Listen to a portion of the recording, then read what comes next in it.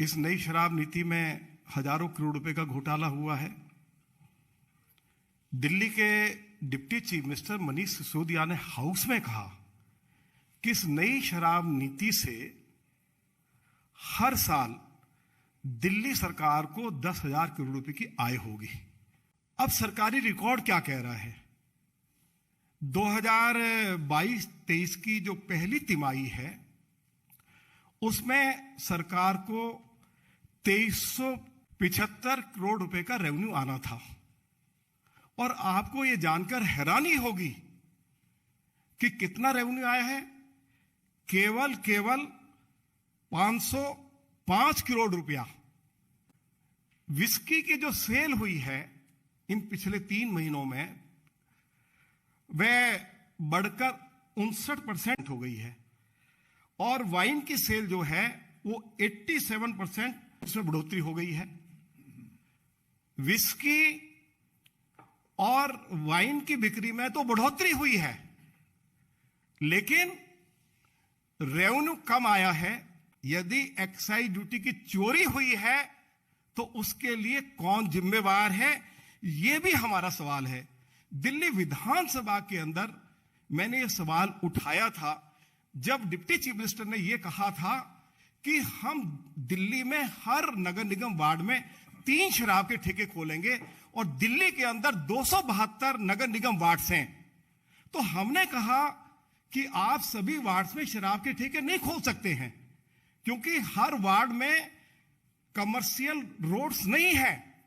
दिल्ली के deputy chief minister ने house में स्वीकार किया कि दिल्ली में 100 नगर निगम वार्ड्स ऐसे हैं जहां शराब के ठेके नहीं खोले जा सकते।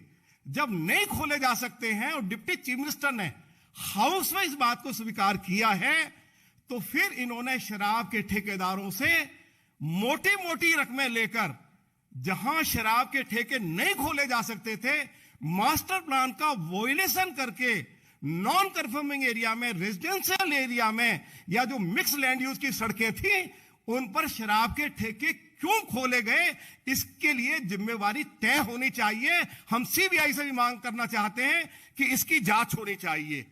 केवल ये यहीं तक नहीं रुके, शराब के ठेकेदारों ने इनको कहा कि यदि शराब की क्वालिटी ठीक नहीं है, कोई शिकायत करता है तो उसकी जांच दिल्ली सरकार नहीं करेगी। शराब के ठेकेदारों ने दिल्ली सरकार को कहा कि इसका अधिकार हमको दो। तो दिल्ली सरकार ने फैसला लिया कि यदि कोई व्यक्ति ये शिकायत करेगा कि शराब की क्वालिटी ठीक नहीं है तो उसकी टेस्टिंग दिल्ली सरकार नहीं करेगी, बल्कि शराब के ठेकेदार की जो लैब होगी उसमें टेस्टिंग करके बताया जाएगा कि क्वालिटी ठीक है या नहीं है। यह फायदा भी उनको पहुंचाया गया। तीसरी बात जो है, हम बार बार कह चुके हैं, उन्होंने कहा कि साहब दिल्ली में 21 ड्राई डेज है, इनकी संख्या घटाकर 3 कर दी जाए।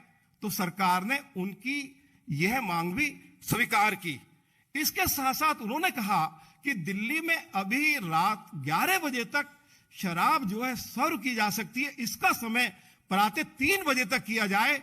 सरकार ने यह मांग भी स्वीकार की। डिप्टी चीफ मिनिस्टर साहब ये बताइए कि नई शराब नीति से पहले जो दिल्ली में प्राइवेट शराब के ठेकेदार थे उनको कितना कमीशन दिया जाता था? तो उन्होंने जवाब नहीं दिया। उन्होंने कहा आप लीडर ऑफ अपोजिशन है, आपको सब मालूम है।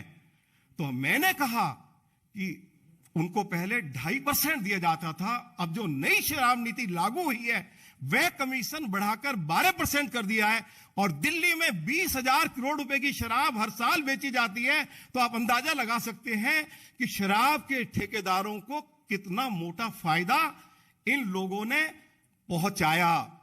क्योंकि पंजाब, गोवा, उत्तराखंड, मणिपुर का चुनाव था, इनको पैसे की जरूरत थी और शराब के ठेकेदारों ने जो शर्तें इनके सामने रखी वो सभी शर्तें इन्होंने कानून, कायदे और नियम का उल्लंघन करके उनको स्वीकार किया। हजारों करोड़ रुपए का घोटाला हुआ है, सरकार का भी नुकसान हुआ है, लेकिन फायदा किसका हुआ है? अरविंद केजरीवाल को हुआ है या फायदा शराब के ठेकेदारों को हुआ है? अगर ये शराब नीति इतनी अच्छी थी तो अब उस शराब नीति को वापस क्यों लिया गया है?